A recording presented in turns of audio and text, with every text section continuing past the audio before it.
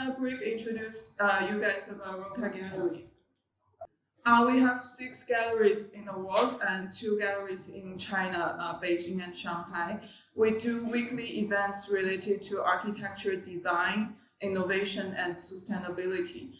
So if you guys are interested in our events or exhibition, welcome to follow us on our social media accounts like WeChat account, Weibo, Xiaohongshu, and Bilibili account. Thanks again. I'm going to pass to Ivan in Barcelona.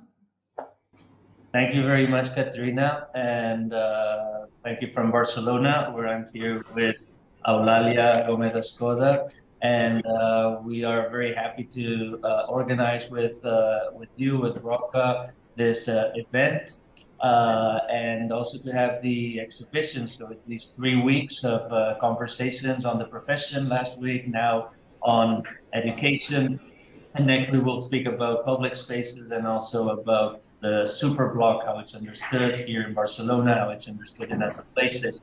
And the exhibition that we can see in Shanghai and Beijing has the videos, which explain or show the 2 winners of the EU Mies Awards and the 5 finalists, as well as the jury process. And then in Shanghai, we also have another extended version of the exhibition that together with the videos also shows a series of panels of all the other 33 works, in total 40 works that the jury in 2022 decided were interesting or should be highlighted and shown all over the globe is a way to highlight important elements of that architecture that also make a change in the cities where we live and in our territories. These are all works from the EU Mies Awards that began in 1988, and since then has been creating this collection, this archive of European architecture, but which we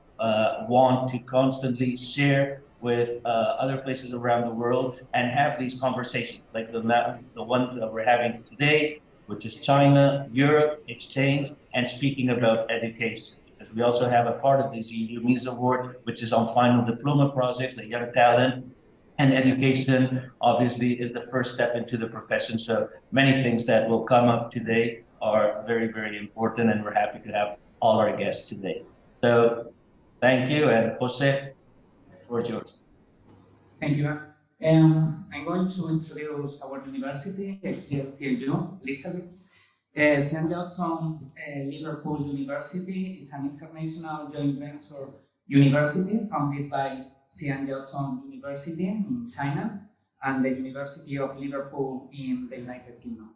As an independent Singaporean cooperative university, it captures the essence of both prestigious parent universities, and it is the largest of such universities approved by the Ministry of Education in China. And in this line, in this idea of trying to join the UK Liverpool University with Chinese education, with Xi'an University, have the opportunity now to make this exhibition with the Mies Awards and also with the Roca Gallery, who is giving this space to us to hold the exhibition. And I would like also to thank all the students that they came today here. They made the trip from Suzhou to this space. So thank you very much. And also the people that they are in Beijing, that they are a few. And now I'm going to pass the microphone to Mia, who is in Beijing. Yes, hello everybody, Beijing, Barcelona, and also Shanghai. I would like to introduce our 3 panelists, which is Kanda, which is here with me in Beijing. Eulalia, who is actually currently in Barcelona with Ivan, and also John Laxo, a colleague of mine in Shanghai with Jose. But without further ado, I would like to invite Kanda Song to give his presentation, and the time is yours. Thank you, Mia. Thanks for the intro, and thanks. Thank you for Mies van der Rohe Foundation. Thanks Barcelona, and also thank Shanghai. Thanks Roca for this kind invitation from your side, and also thanks Xi'an, Liverpool, and just I really appreciate tonight because, you know, we have this kind of very fancy venue and we have this kind of interaction, very special experience that we can stand here. I can stand here and listen to you guys and also exchange. I think this time, I mean, the theme exchange is really important. So I hope my following slide could inspire somehow to give you some notions about, you know, the education now and future.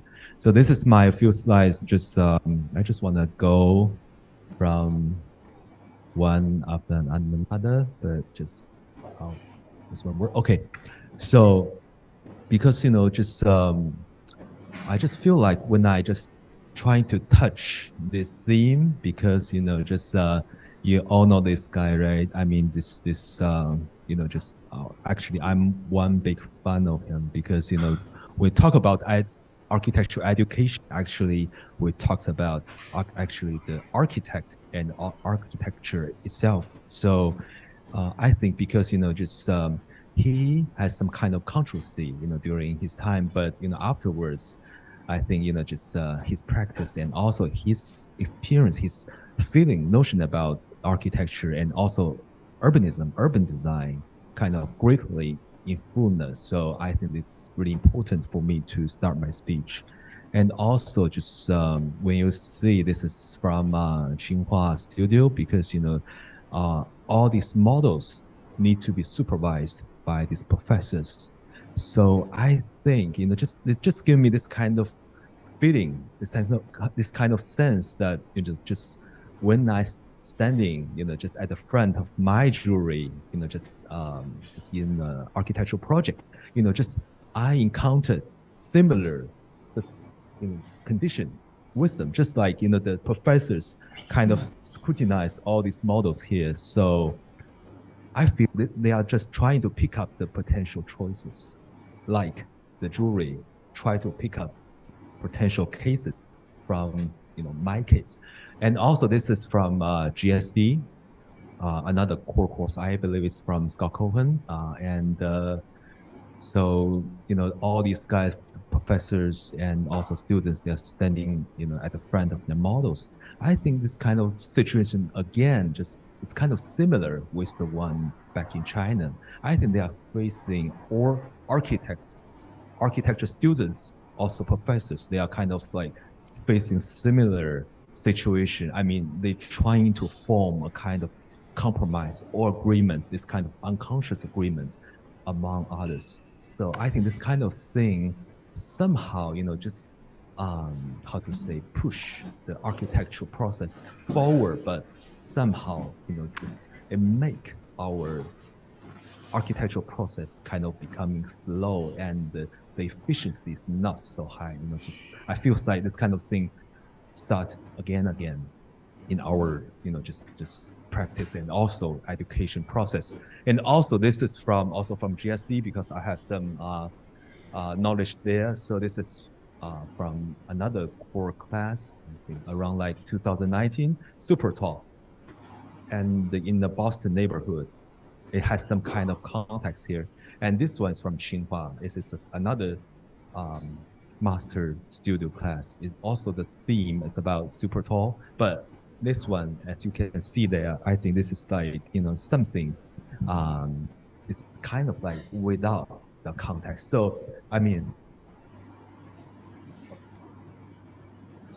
from different kind of setting, you can see they somehow generate kind of similar visual effect, but actually they are different, totally different.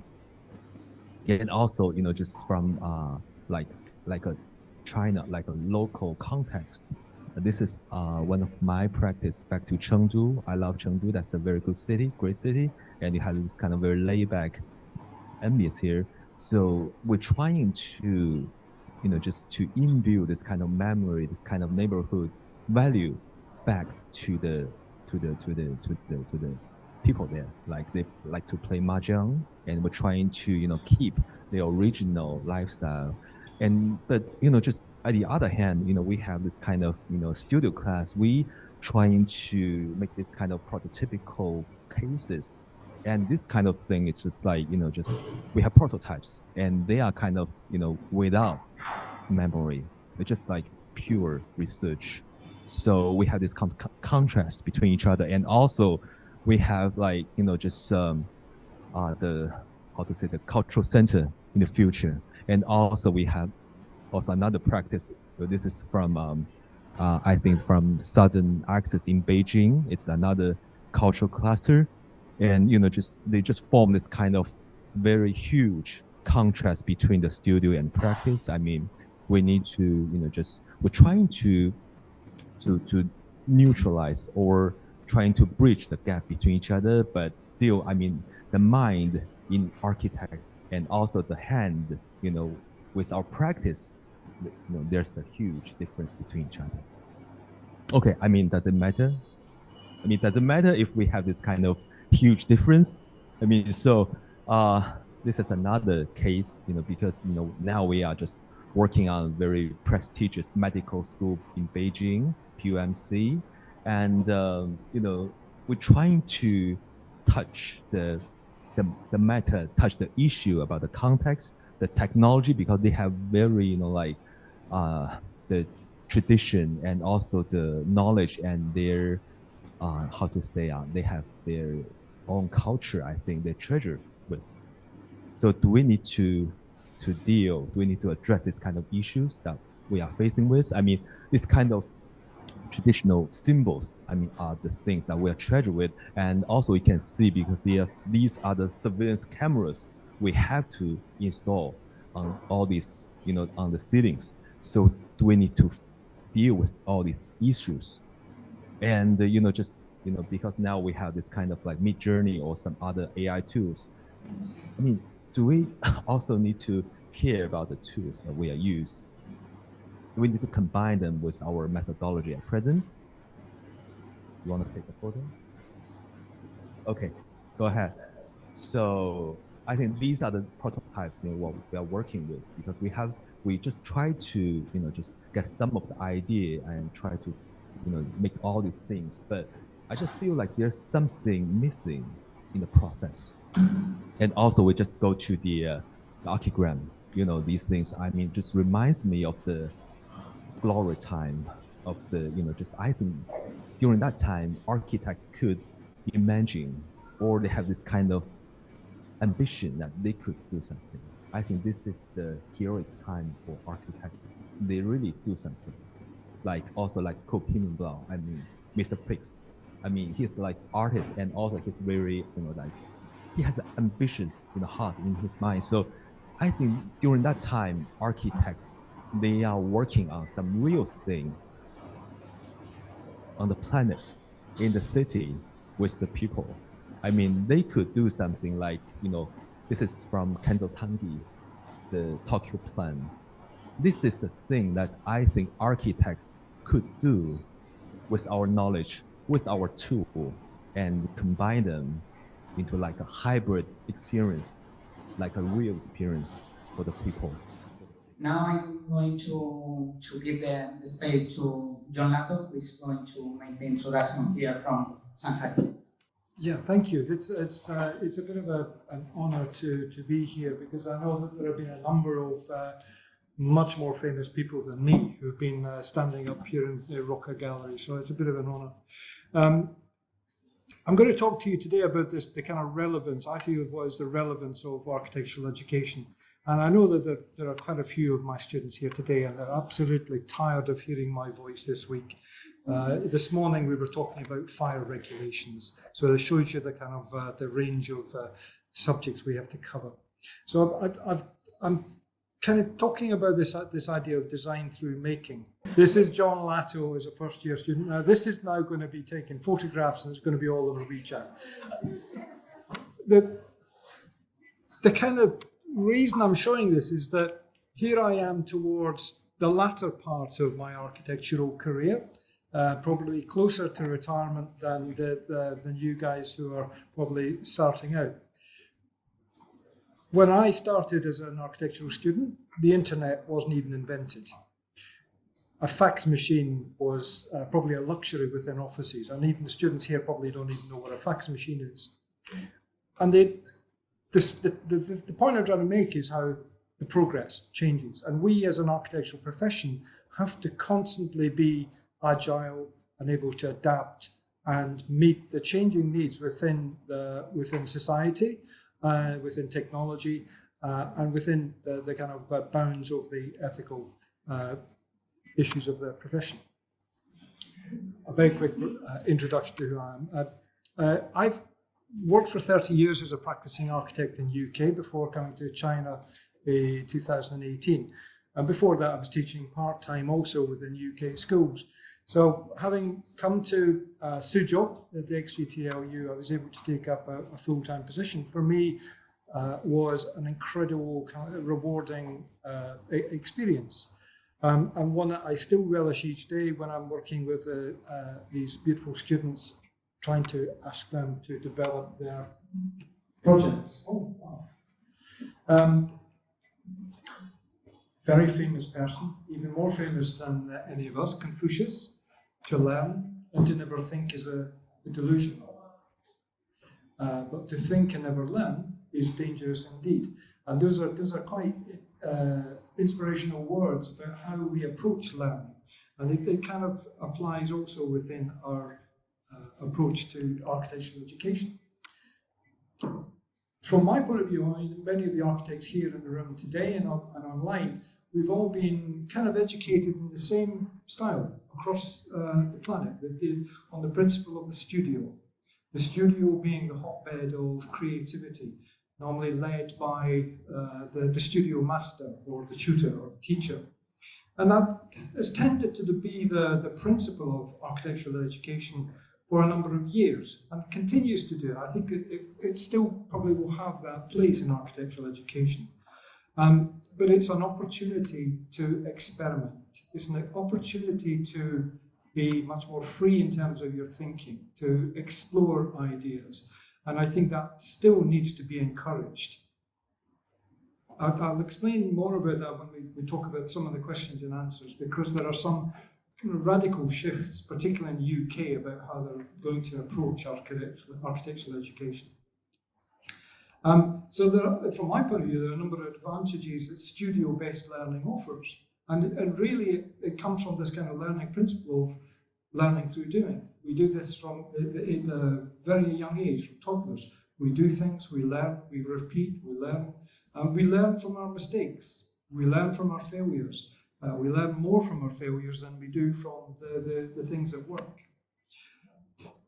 So where we are in Suzhou, just to give you a context, Suzhou, as Jose has already pointed out, is a Sino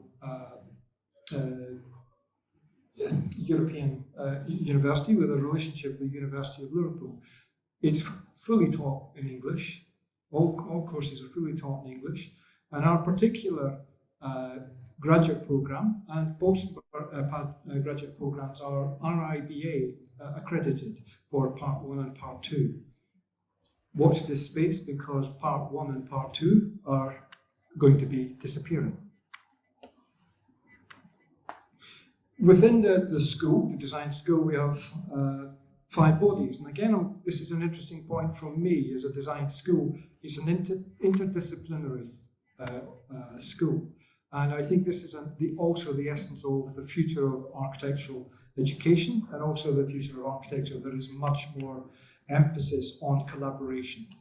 There has to be much more for the architectural profession to survive. There are a number of other undergraduates and postgraduate programs that are offered there, which I won't bore you about. So just some examples of how we try to explore this idea of learn through making. This is a first year program, year 2. Students are probably recognizing some of the girl's face. And this particular module was where the student was asked to explore a piece of wearable architecture and look at starting to explore this idea of form, an idea of texture and color, texture, and so on, material. It follows on in terms of a next module where they're trying to take those same principles and apply them into some meaningful piece of architectural expression. So they can see the continuity. And this is another thing to remember in terms of product design, fashion design. There are fantastic crossovers that we need to capitalize on. And again, this is through this idea of expression, how we can start to really take some encouragement from the freedom of the line, the pencil line, that starts to have that intuitive connection between the brain, the hand, and the pencil, and the flow of the line. I think, as we're probably going to talk about later, technology is a strong tool that we must embrace. And we have a great deal of experimentation within digital design within the school, and encourage that even through the idea of looking at modern methods of construction through robotics and so on. So we're fully equipped in terms of our Fab Lab to allow students to do that, because we have to get to a position where these students who graduate are ready to take a place in the marketplace, and it's a competitive marketplace, so they need to have those skills that can make them attractive. And just some other images of this idea of the expression and making. We really do encourage the making of models, and the pandemic over the last few years has really constricted studio teaching from that point of view. This has been reported across the planet in terms of how that experience of the studio has been undermined, and the idea of being able to make in isolation in bedrooms is really a difficult thing. But now back in studio, after now things have opened up a little, we're really pushing to get this moved through. And again, this idea of being on site allows them to do much more one-to-one communication rather than being in front of a TV screen. And just to conclude, the last slide, this is the end of the Masters. So from that young boy into the young man ready to take his place in the big bad world. And it's as a career, it's one I can't look back and say I've regretted at any time. So I look at the students here in front of me, and I think this, you are the future. And I think from some of the work I'm seeing coming out of the studio, I think the future looks quite safe. Yes, thank you very much. From Barcelona, we're very happy to be joined by Eulalia Gómez-Escoda, who's the Deputy Director of International Relations at the Barcelona School of Architecture. And she's a PhD in architecture, lecturer on urbanism, and also researcher at the Barcelona Urban Planning Laboratory. So welcome, Eulalia. Thank you very much for sharing your knowledge on international affairs. Thank you, Ivan, and thank you all the colleagues for inviting. I will take the lead of Professor John Lato, and I will do this as if we were in 1985, and if we wouldn't be connected through Google Meet or Zoom. We would be like in a telephone. Maybe it wouldn't be a big conversation, but I would do this introduction without images. That stimulating imagination is part of our job as architects and also as professors. Okay? You were saying that you are coming from a fire regulation class. I come from a class in which I was teaching a group of international students from Saudi Arabia how to grow a land project according to Spanish soil regulations. So this, that it has to do with real estate, with a very local rule, attires the interest of international people. And what do I want to say with this is that we have a very magic profession in terms of whatever we teach, whatever we work with, it's at the same time very local, but very global in terms of signification. This, I think, that is something that is related to the conversation that we are having today. Also, this idea of the very local and the very global has to do with something that I think that all the schools of architecture in the world struggle with, or at least I would explain the experience from the ETSAP. The ETSAP is one of the two schools of architecture that the UPC has, and UPC are the letters for Polytechnic University in Catalonia. It's a public university, but it's a technologic university. So it's for engineers. We have public works engineers, telecommunications engineers, informatic engineers, guys from IT, so all these very technological professions. And then we architects are always like the ugly duck in these technological universities. And this has to do with this very tradition of European schools of architecture, that we are always in the balance between the Beaux-Arts tradition and the engineering tradition, and how to find our position between these two imaginaries. And I think this has to be also seen as a strength of our field of work. So we have the ability to design, model spaces and experiences, but we also have the ability, the capacity to make them possible. So we are able to dream and at the same time able to make. And I think this is like very powerful. There are very few professions in the world that are so balanced between the two things. Obviously, there are some points in our lives that we have to decide which kind of craftsmanship we choose or which kind of specialty we choose. So we are going to be very strong in something, but somehow our background allows us to be able to think at all the scales and on all these levels of knowledge. The School of Architecture in Barcelona is placed in the Diagonal Avenue, a very big avenue crossing a grid that kind of makes up the central city today.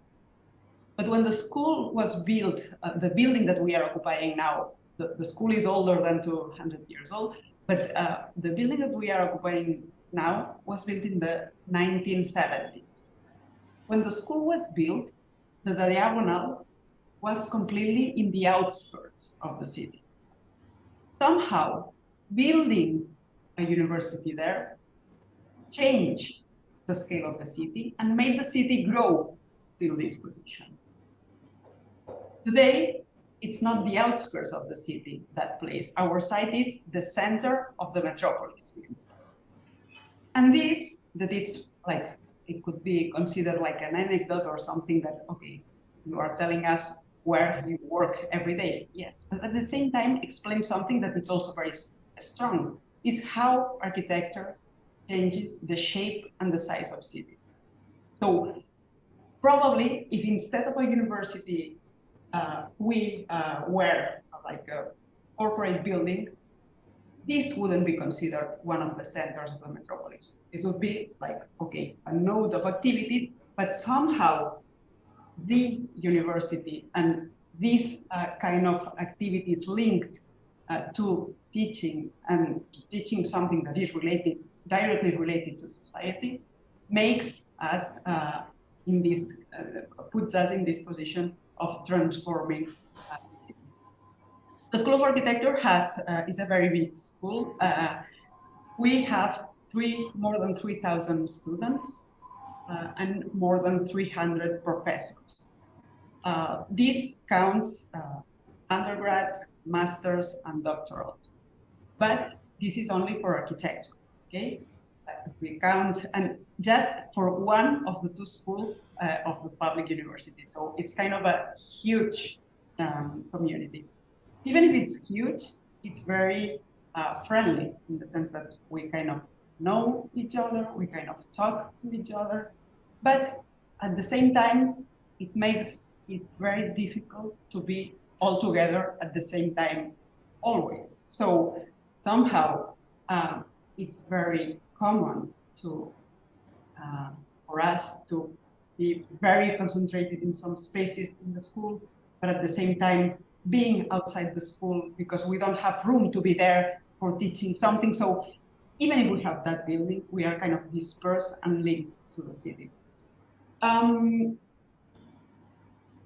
Every year, the School of Architecture, just for the undergrad, receives 200 students from all over the world. And we send 200 students at different universities with which we have regular exchanges. The Erasmus program, of course, is the most, like the one that takes the most part of these exchanges, but we also have exchanges with Latin America, we have exchanges with the States, with Australia, we have many exchanges all over the world. Specifically with China, and I will go further on this after in our conversation, we have a double degree master's program. It's not a double degree, it's this kind of a master's program that it's offered in English in the school in Barcelona, and at the same time it's offered in the School of Architecture in Tongji University. So students, instead of doing a master of 1 year, they have this double year program in which they finally have the double graduation from both schools. Masters and PhDs come from all over the world. You know that we speak Spanish mainly, that makes Latin America Latin American students very common in our international exchanges. We also have this Catalan language that it's very easy. We have some notions of Spanish to learn and to kind of make it part of your knowledge. And then we have some courses in English. Why am I stressing on this language thing? Because again, going back to the beginning of the conversation, finally, we are kind of lucky that we have the graphic language as a method or as a tool of transmission of knowledge and of work. So somehow, even if we don't talk the same words, or if we don't have the same vocabulary, or if we don't know the precise word for everything, we all do models, we all do sketches, we all do plans and sections, we all do renders and views. So somehow visual work is something that relates us beyond the language. This would be this introduction on Barcelona, and I think that we can go further to the conversation. I think we all have been inspired by our three panelists in terms of what they've said regarding the sort of like the state of architectural education or the pedagogical approach that we are currently experiencing or delivering to students. And our sort of like first question will be touching on the methods of teaching itself.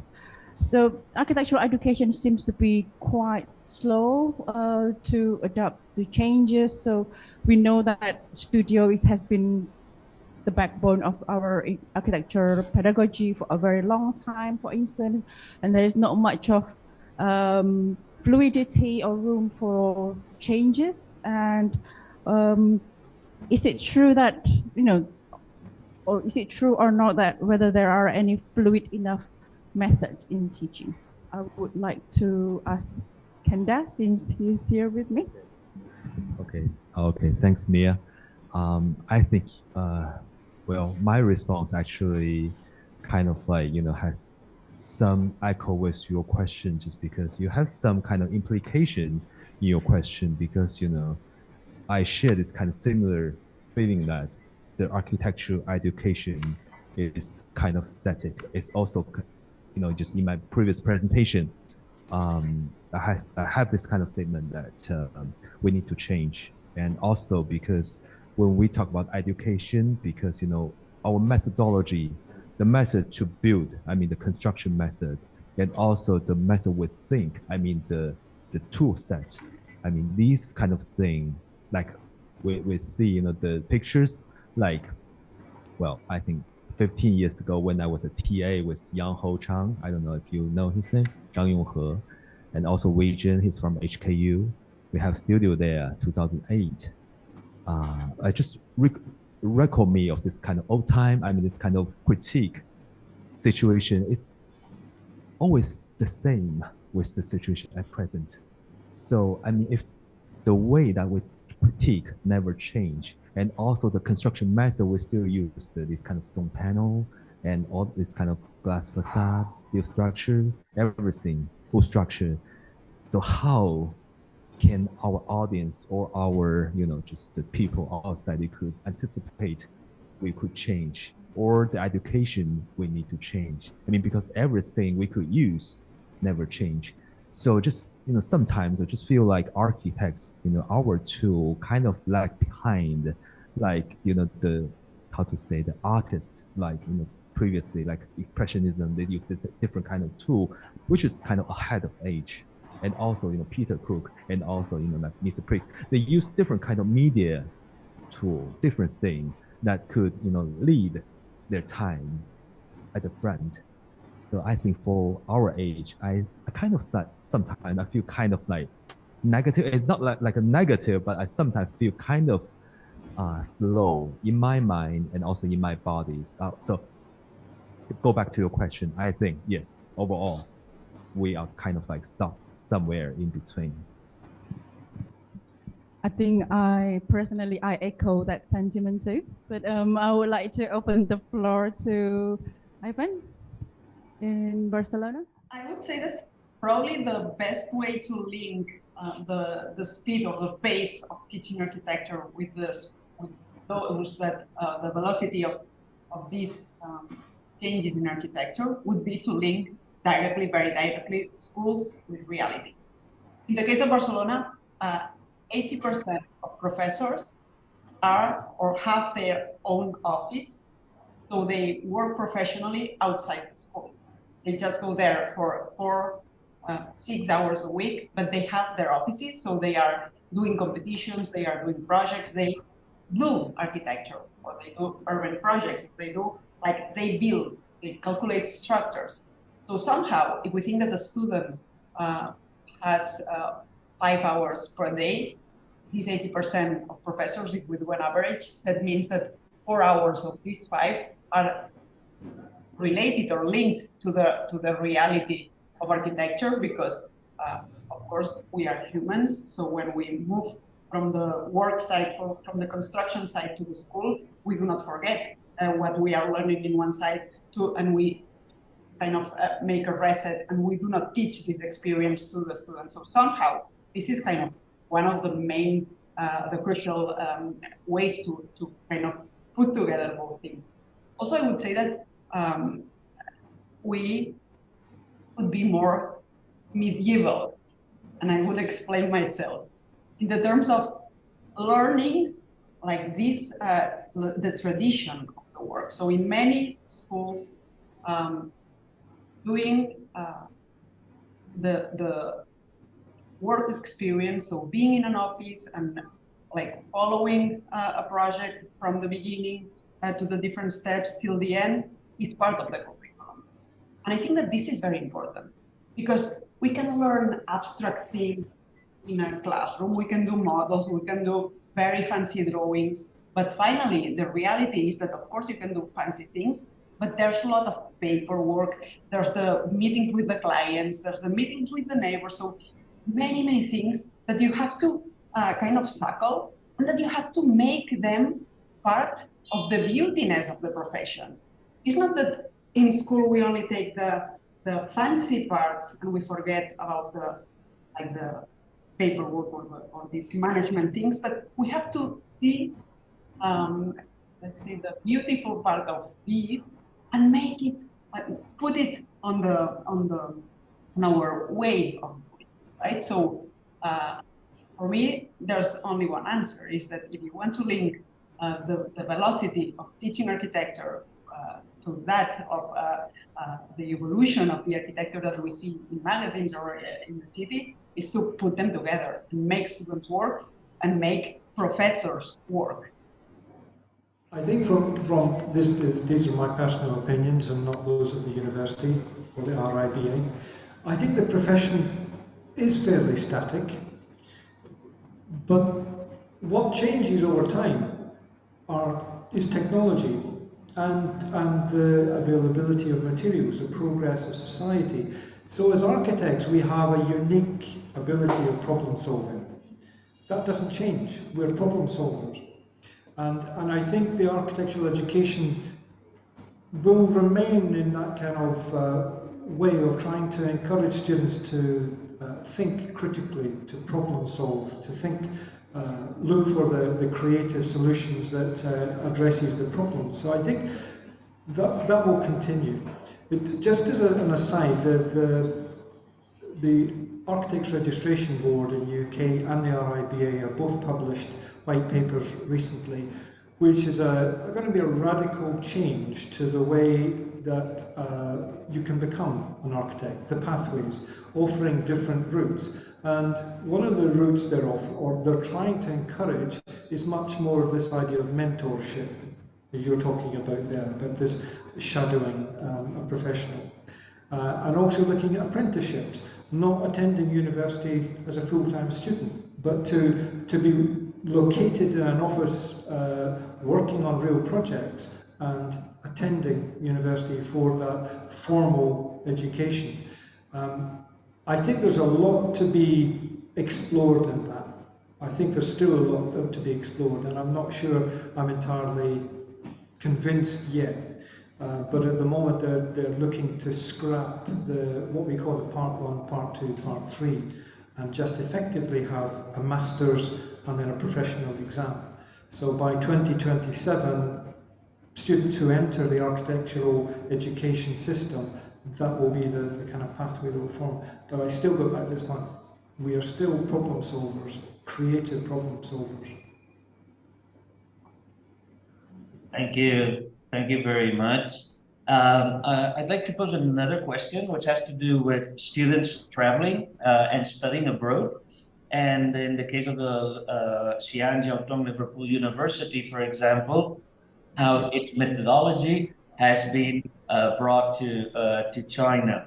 So I would like to ask you how important you consider that nowadays, with all the tools that we have, traveling continues being for a student and as a student, and what else can be done to strengthen this kind of cultural diversity?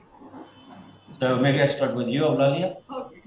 I think part of the answer was posed already by John Lato, that this idea of being problem solvers makes us able to be very trained in a local way of solving these questions, but at the same time being able to know how to at least intervene in other realities. I would say that travel, of course, is fundamental to university, to architectural studies, but to any humanistic discipline in which you need to know that there's not only your reality, but many cultures, many languages, many ways of living in the world. Somehow you have to question yourself. So it's not about following a tradition and just repeating it forever, but learn from others and just translate what you learn to your own language and your own reality. I think that during the lockdown, we somehow learned how to travel without traveling. And for example, we are a public school, so we don't have a lot of money. And as we are big, it's also very difficult to move with 160 students all around the world, because it's impossible in terms of organization, of managing. But at the same time, we take advantage of these pandemics. We couldn't go out of our places. So it was exactly the same thing to choose a site on the corner nearby our places because we couldn't visit or take pictures, that to choose a site like 2,000 kilometers away. So we did it.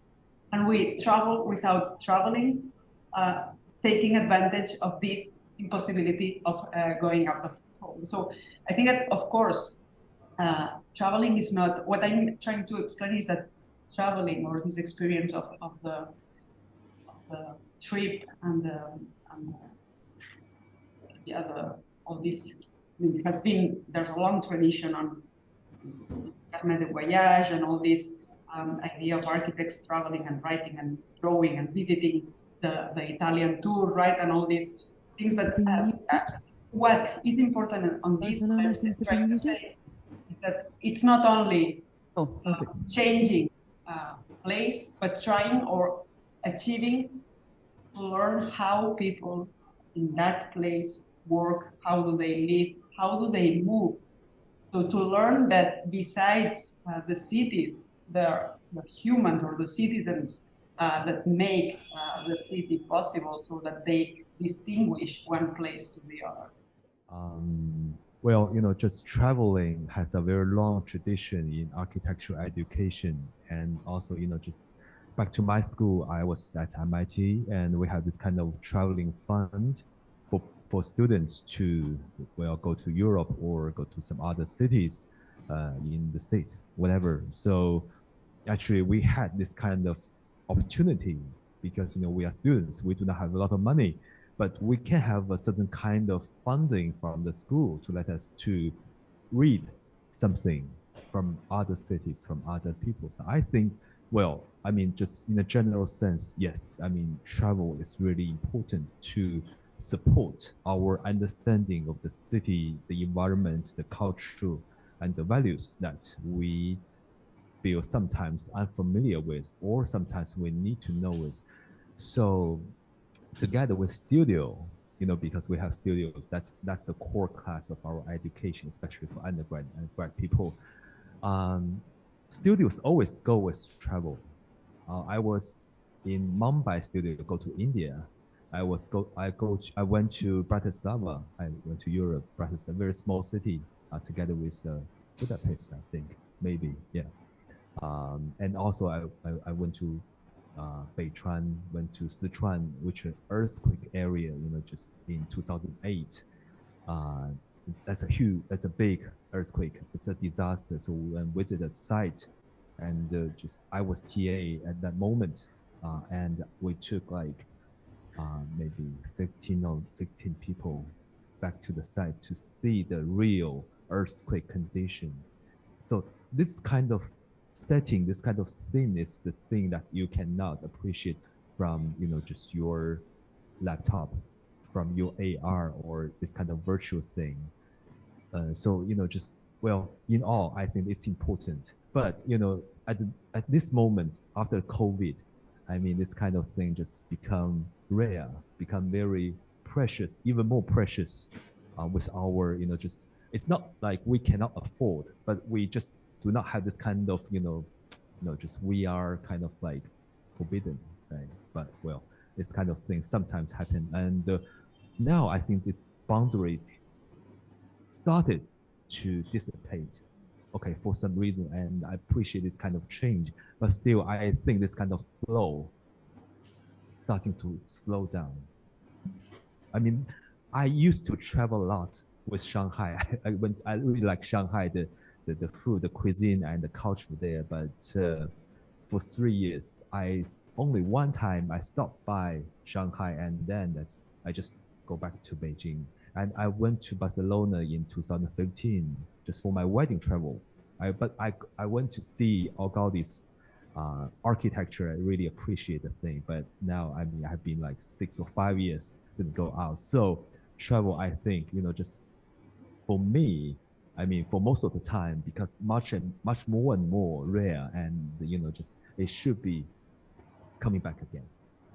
Okay, thank you. I think I would always advocate, particularly the architectural students, that travelling is an essential part of their education, because all our education, even as architects, still we love to experience.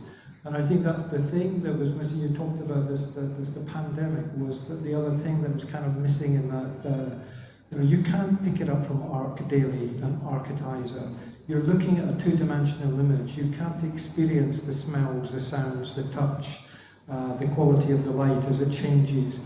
And that's what I would really encourage all students to really start to feel architecture. Peter Zumthor talks about this, how you can touch the architecture, and then there's a residual memory. And I think by experiencing architecture in that way, they remain in your subconscious. So there are always things that you can start to recall in terms of supporting your design process in the future. Thank you very much. Jose, I think you have a question also. Okay, thank you, Ivan. I'm going to ask about the technology. Since from the time we were studying, the universities, they have changed a lot. Now we don't have even blackboards, no?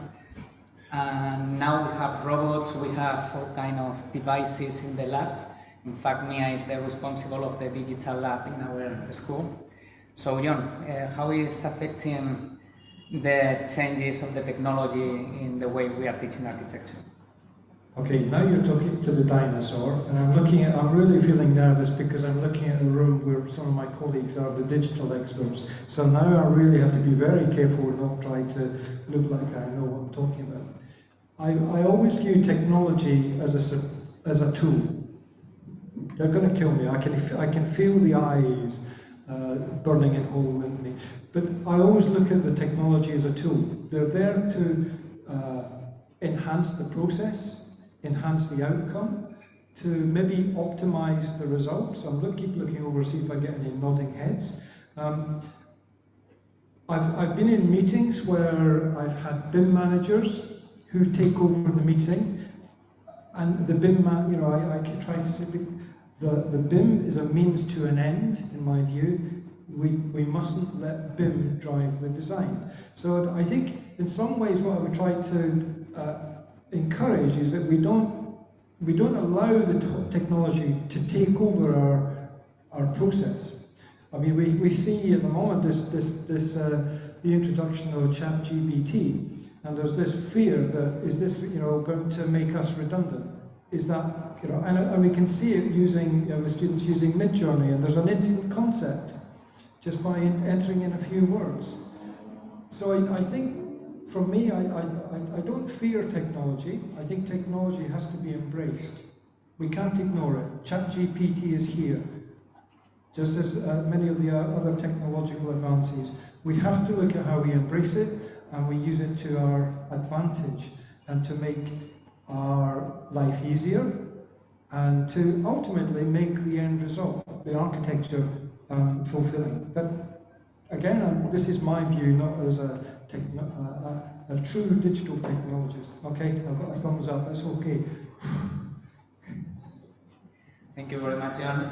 Let's go to Barcelona to see how it's going. It's up now. I would reply exactly the same thing, and maybe the question would be, in which point of the learning process we have to introduce or start introducing this technology, right? Because also the hand has to be trained. And at some point, you need to train the hand drawing, the model drawing, the model making, all these things to be take the sense and the proportions and to kind of make kind of understand the space and try and to be able to represent it.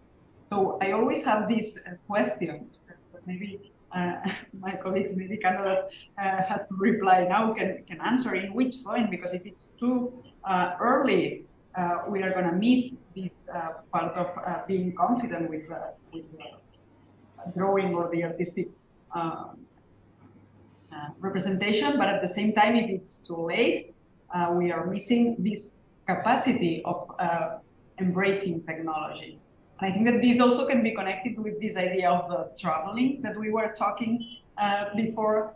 We are not just taking our laptop or our iPad to the Acropolis to sketch it like quickly. Maybe someone does. I would like to see it, but we can have this small notebook in our pocket and just do this small sketch. Maybe it's too romantic approach, but somehow my question is, when can we put both things together?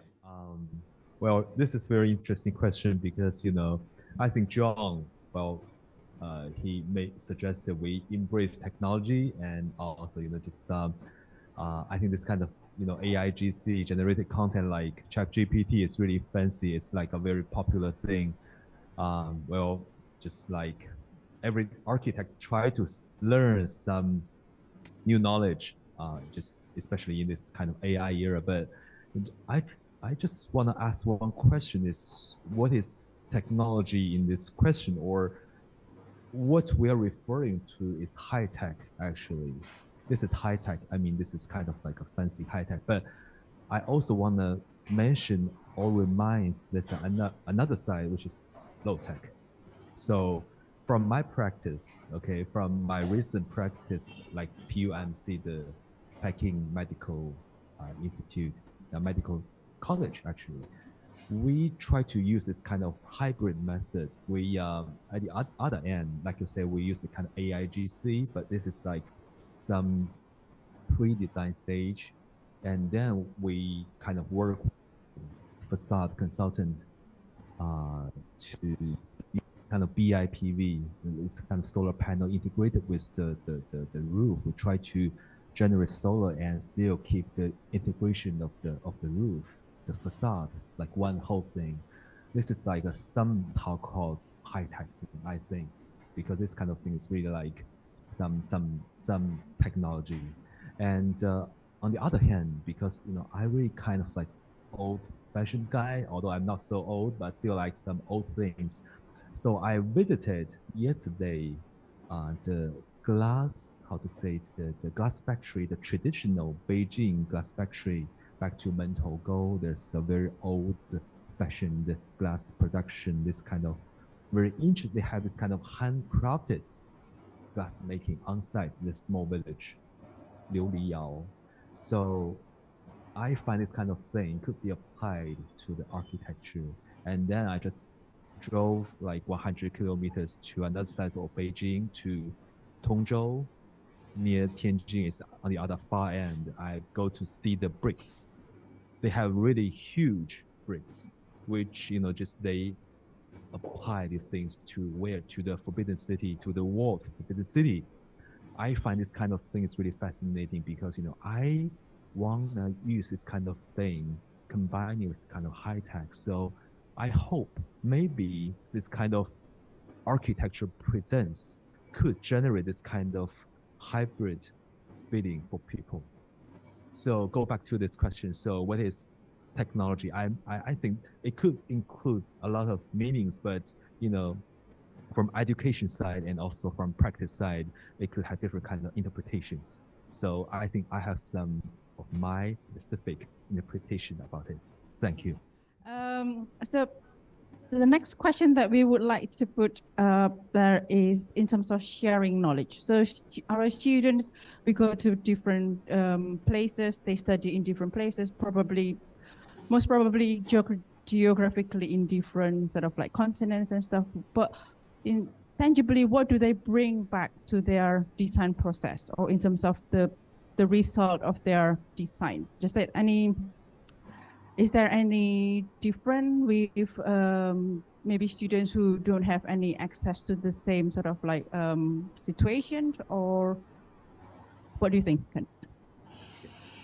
Thank you, Mia, because you're from Xi'an, Liverpool. So because as a professor, you definitely have more knowledge than me, actually, because actually I taught previously, and but I'm more than a practitioner.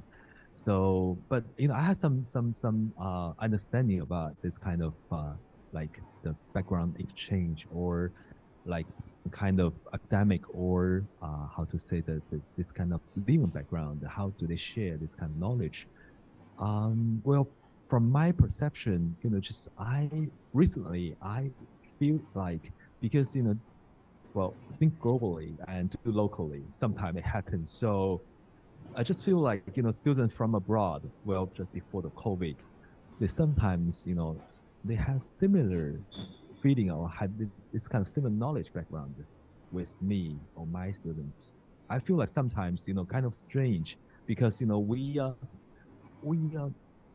use similar kind of just this kind of language set or technical skills. Okay, different similar tools. So I don't know, but I think we should differentiate from each other. But things like we become similar and similar again. This is my feeling. Okay, Mia. Thank you so much. I would like to open the floor to Barcelona. Aurelia, what do you think?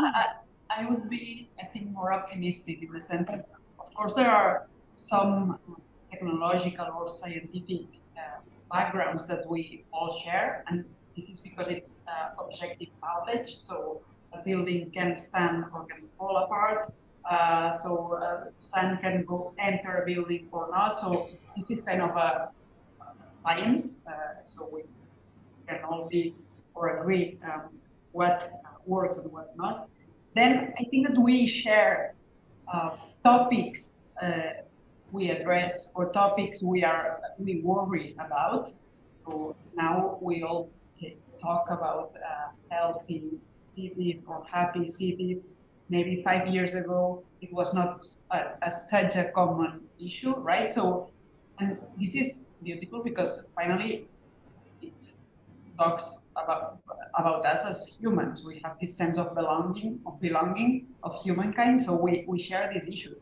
But I would say that even if we have these technical and theoretical similarities, our way of seeing the built environment, and also especially the way of interpreting it, is very different. So even if we see the 6 of us that we are talking today and the students who are listening to us, we see the same picture of a building, we are going to see the same, but our brain is not going to register exactly the same. And then when we try to copy it, this could be a very beautiful exercise to do. Just put the building on a screen, then we all have to do a quick drawing about it. And I'm sure that we got different things. This is because the individuality, so we all have different interests, but also of our cultural background. And our cultural background is something that is not easy to lose. And this is not like a constraint. I would say that this is what makes humankind so rich, in the sense that we are all different, right? So I would say that even if we have these common things, we still produce, like, or many of architects or education in architecture should preserve this idea of belonging to a site, to a place, to link what we produce to the site in which we are routing and to the users to which this is addressed. I think that's a very important point. The last question you say, the last sentence you mentioned about this site specificity, and I think it's also going back to our previous question related to the acknowledging cultural maybe diversity and how actually in education we can try to promote that as in being part of the education. What do you think, John? I've not got a lot to add to the two previous points, but I think that what I've kind of learned from moving from practice more into academia is obviously you guys, I'm surrounded by brilliant brains, and the currency that you're measured by is the publication of papers. You know, that gives you your kind of credibility in terms of research and sharing that knowledge. When I think back to the time in practice, that kind of knowledge was your commercial value, and you didn't want to share that. So the number of architectural conventions I've gone to where there are lots of words, but they don't give you the detail because that's their commercial value. So there was almost a reluctance to share their, well, effectively practices had invested in that research, so they wanted to reap the benefit of it. So I think that from my point of view in academia, I feel much more comfortable with this freedom of, in some ways, being able to say much more of what I feel rather than being curtailed by commercial pressures of where the next project's going to come. I think that the knowledge share is vital for us to make progress. And I think that the kind of environment that we create academically and professionally is so important that we can each learn from each other. And we're always looking for this kind of industrial connection, industrial liaison, where we can team up, we can collaborate with industrial partners. We have the academic expertise, they have the industrial expertise, and I think together we can get some good results. Because we have a last question that I think it goes a little bit back to the first one and the permeability of the educational system, but also what John was saying right now, no, about the environment that we create academically, and which has to do with the student, no, who are the ones that are developing their critical thinking, and they are also, I would say, an essential part in discussing or debating the academic way of teaching architecture, no, the academical program. So I wanted to ask you about the role that the student has in also changing or giving the opportunity to make change within the way that architecture, for example, in our case, is taught. Eulalia? Yeah.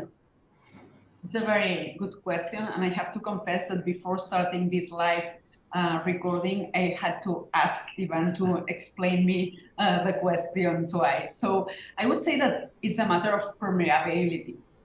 That means that if we keep architectural education within the academia, it's true that we look for sites outside the school, right, to do or to build our projects, that we choose some programs or topics that are related to the reality. If we do not show these results, or if we do not share these results, and when I say we, I'm not referring to professors, but to the students themselves, because finally, teachers are simply there to guide students, but the authors of these projects are students themselves, or the teams of students. So it's a matter of making permeable this production to society. For example, to make students be conscious of the participatory processes in the city. They are not aware of what the city is trying to solve. And if they are not able to participate in a debate in which neighbors kind of try to demand some things to the municipality, I mean, students have more tools sometimes than the neighbors. So if we don't show them that they are necessary to change the city, to change the world, society would never be interested of coming to the school and look at their projects, because it's like, okay, those guys are there, locked, showing and modeling, and okay, we see them when we just walk down the street with their big folders, big models, but somehow, if students don't show interest for the reality of the city, besides their curriculum, besides the work that they have to handle to their professors, if they do not share interest for the real architecture and the real city, the city and the citizens are not going to show any interest for what we are doing in academia. So it's a matter of making wider the threshold between the city and the school.